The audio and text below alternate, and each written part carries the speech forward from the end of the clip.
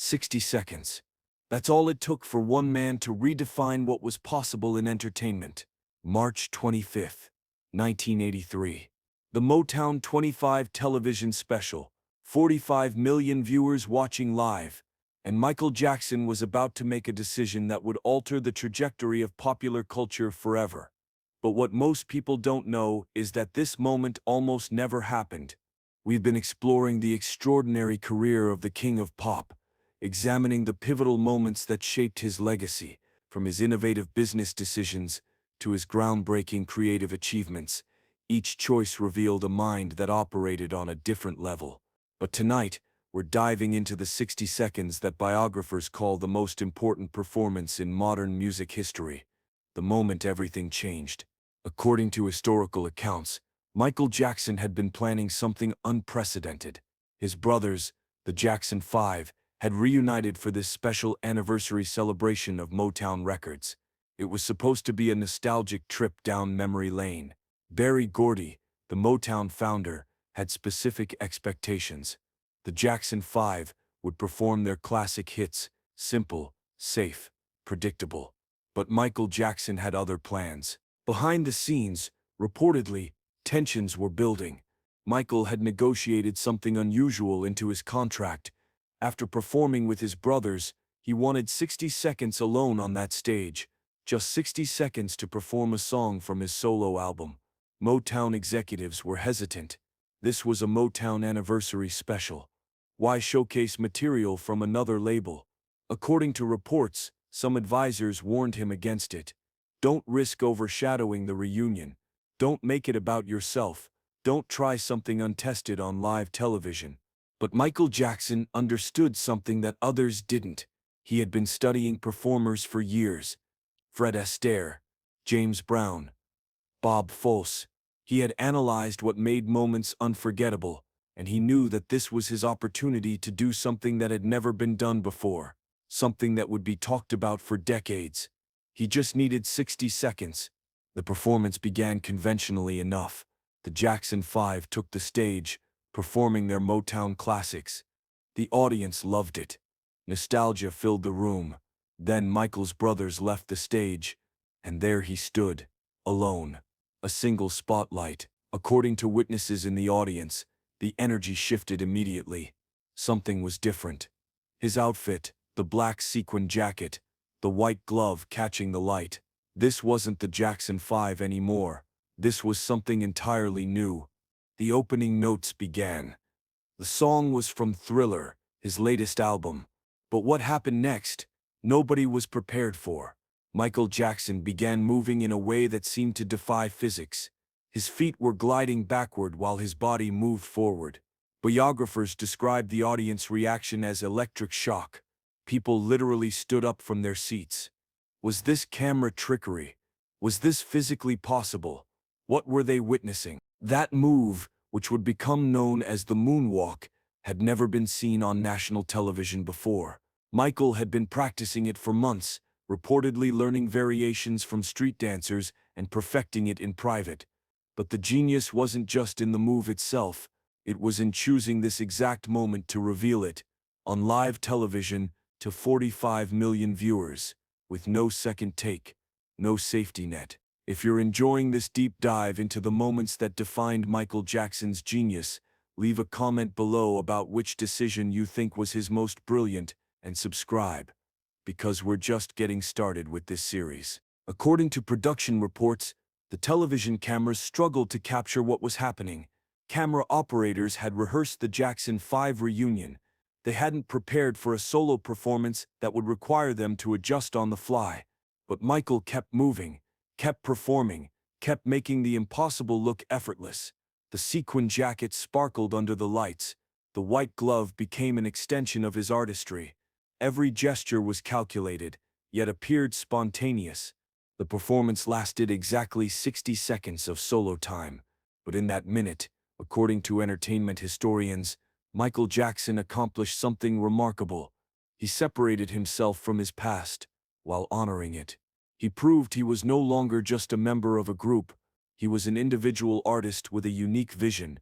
He demonstrated that he could command a stage alone, and he did it all in a way that was so visually stunning, so technically perfect, that it would be replayed thousands of times for generations.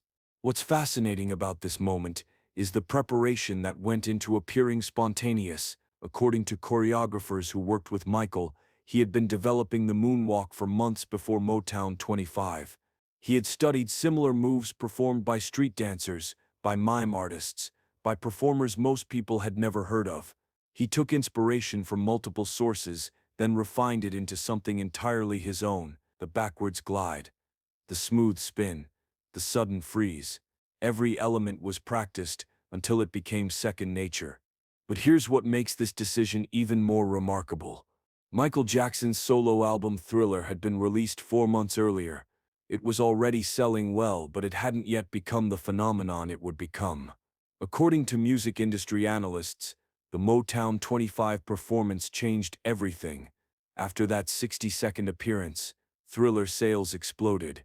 The album would go on to become the best-selling album of all time, and it all traced back to this one calculated risk, this one perfect moment.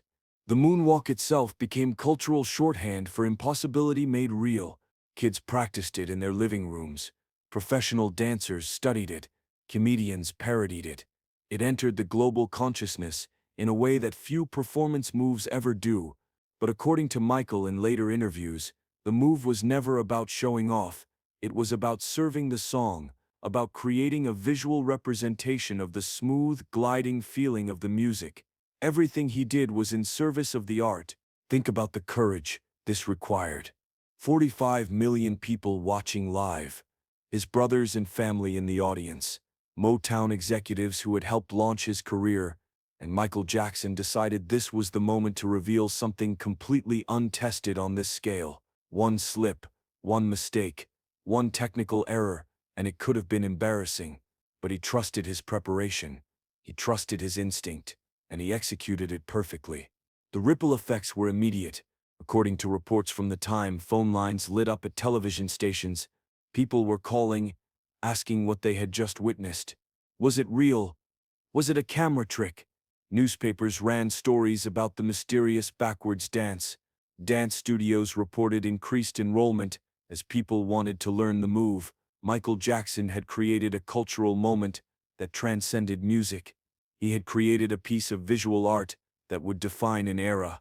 Fred Astaire, the legendary dancer, reportedly called Michael the next day. According to accounts, Astaire told him it was the greatest performance he had ever seen on television. From Astaire, a man who had set the standard for dance and film, this was the highest possible compliment. Michael Jackson had earned the respect not just of his peers in pop music, but of the masters of performance art itself. The business implications were equally significant. Michael's solo career had been carefully planned, but this performance accelerated everything. Record labels took notice. Promoters saw the potential. Michael Jackson wasn't just a great singer. He wasn't just a great dancer. He was a complete performer who could create moments that stopped the world. And that, according to industry veterans, was worth everything. Share this with anyone who appreciates the intersection of art, business, and cultural impact. Because what Michael Jackson did in 60 seconds was more than entertainment. It was a masterclass in seizing the moment. But here's what often gets overlooked. The decision to perform solo wasn't spontaneous. According to those close to Michael at the time, he had been planning this for weeks. He knew the audience numbers. He knew the cultural moment. He understood that Motown 25 would be remembered, and he wanted to ensure that when people remembered it, they remembered something revolutionary. This wasn't luck. This was strategic genius, combined with artistic excellence. The technical execution was flawless, but the psychological impact was even more profound. Michael Jackson showed a generation that perfection was achievable through practice. That innovation came from studying the past while creating the future. That taking calculated risks could lead to extraordinary rewards. Every young performer watching that night learned that excellence wasn't about playing it safe. It was about knowing exactly when to reveal what you'd been preparing in private. The legacy of those 60 seconds extends beyond dance, beyond music, beyond entertainment. According to cultural historians, The Motown 25 performance represented a shift in how artists could control their own narrative. Michael proved that one perfect moment, strategically placed, could have more impact than years of conventional promotion.